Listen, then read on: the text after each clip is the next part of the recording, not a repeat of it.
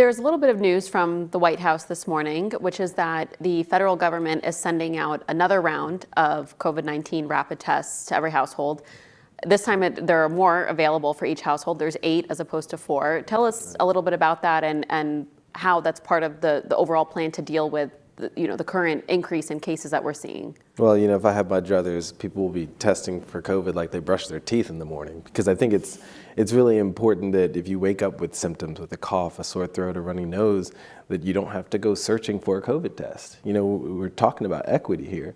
If you go back to the earliest days of the pandemic, there were huge haves and have-nots about who could get access to testing. And so the ability to deliver tests directly to somebody, I think that makes a big difference. And it's not lost on me that that doesn't solve all of the challenges, right? We can deliver tests to residences. I think early on folks said, well, what's 8 tests? Is that enough? And then it was, 4 more, is that enough? And then finally, it's now we're up to 16 tests per individual that we're sending from the federal government directly to an address.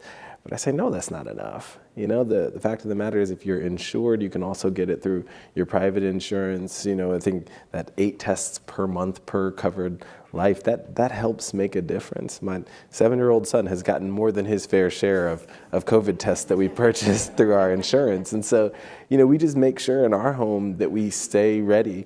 And as I say a lot in my community, you stay ready so you don't have to get ready. I think COVID tests are an important part of that. They're an important part of the equation, an important part of keeping people safe. And so today's news is more good news, but it's also a signal to the American people, stay ready. Because these tests, you can have them in your home. Don't wait to get them until the day when you're trying to navigate some symptoms. You need them in your house on the ready when you need them.